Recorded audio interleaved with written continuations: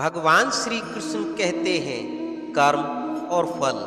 देखा जाए तो ये समस्त ब्रह्मांड इन्हीं दोनों के मध्य स्थित है। मनुष्य कर्म करता है अच्छा फल पाने के लिए, और अच्छा फल पाने की चाह में वो भूल ही जाता है कि ये कर्म वो कर क्या रहा है। मैंने कहा था कर्म करो, फल की चिंता मत करो, किंतु ये कर्म क्या कर रहे हो इसके विषय में सोचना भी आवश्यक है।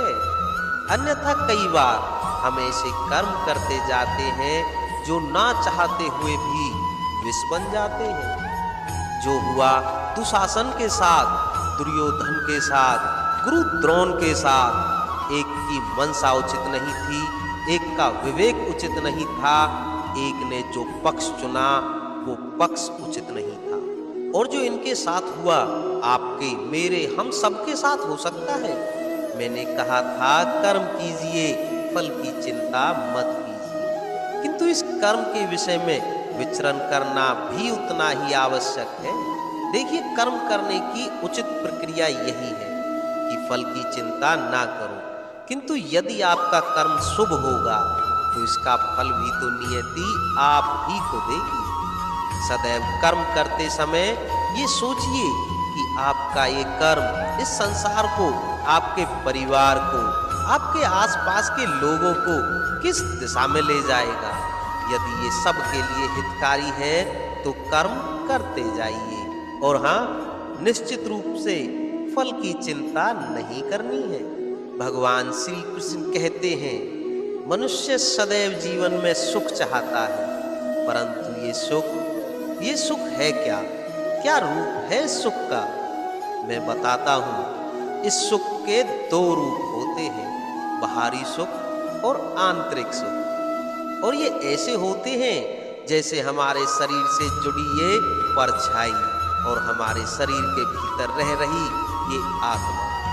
यदि बात की जाए परछाई की, तो कभी आप देखिए सायंकाल में, प्रातःकाल में ये परछाई लंबी होती जाती है। जैसे ये सूर्य सर के ऊपर आ जाता है, ताप बढ़ जाता है, ये परछाई छोटी हो जाती है। और जैसे ही अंधकार आ जाता है तो ये परछाई आपका साथ ही छोड़ देती है। ऐसा ही होता है बाहरी सुख। यदि बात की जाए हमारे शरीर के भीतर रह रही हमारी आत्मा की, तो ये कभी हमारा साथ नहीं छोड़ती, सदैव हमारे साथ जुड़ी होती है। ऐसा ही होता है आंतरिक सुख, ये सदैव हमारे साथ रहता है। आंतरिक सुख किसी की सेवा का, आंतरिक सुख किसी की सहायता का, आंतरिक सुख किसी के प्रेम का, ये कभी साथ नहीं छोड़ता।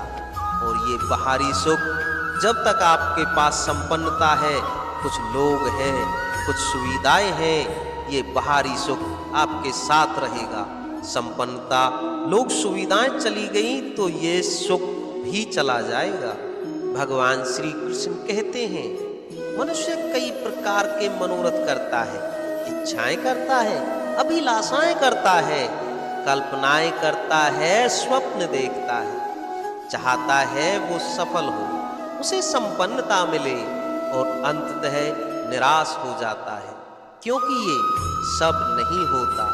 आपको एक छोटा सा उदाहरण देता हूं। वन का राजा किसे कहा जाता है? एक सिंह को। अब सिंह वन का राजा है, इसलिए मृग उसके पास आकर ये तो नहीं कहता आप तो वन के राजा हैं, आप मुझे मार दीजिए, आप मुझे खा जाइए और अपनी भूख को शांत कर लीजिए। ऐसा तो नहीं होता।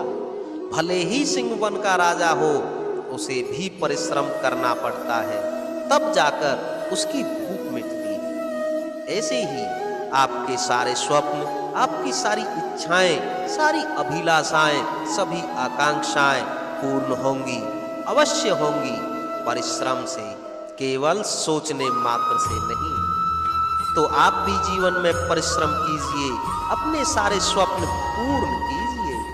भगवान श्री कृष्ण कहते हैं क्या आप कभी ऊंचे पर्वत के शिखर तक पहुंचे हैं? यदि आप पहुंचे हैं या आप किसी ऊंचे पर्वत पर जाएंगे तो ध्यान से देखिए, जैसे जैसे आप ऊपर जाते हैं वैसे वैसे सारी वनस्पतियां लुप्त होने लगती हैं। तत्पश्चात सारे पेड़ पौधे, पशु पक्षी सभी लुप्त होने लगते हैं। अंततः शिखर पर रह जाती है केवल शांति, एकांत। अब मनुष्य के साथ भी यही होता है।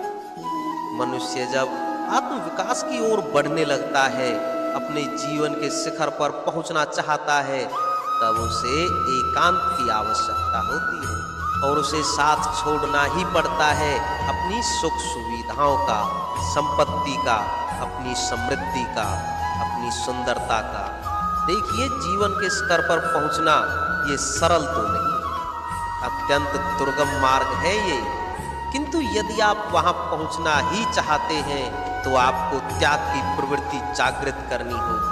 त्याग करना होगा, ये सीखना होगा, क्योंकि त्याग से ही मन में शांति आती है और इसी शांति से मन में उत्पन्न होता है प्रेम, और ये प्रेम ही तो है जीवन का अंतिम लक्ष्य। तो दोस्तों, आज की इस वीडियो में बताए गए भगवान श्री कृष्ण के इन विचारों को यदि आप अपने जीवन में अपनाते हैं तो कठिन से कठिन समय में भी आप धैर्यवान बनकर रह सकते हैं, जिससे आप सफलतापूर्वक अपने लक्ष्य को प्राप्त कर सकते हैं।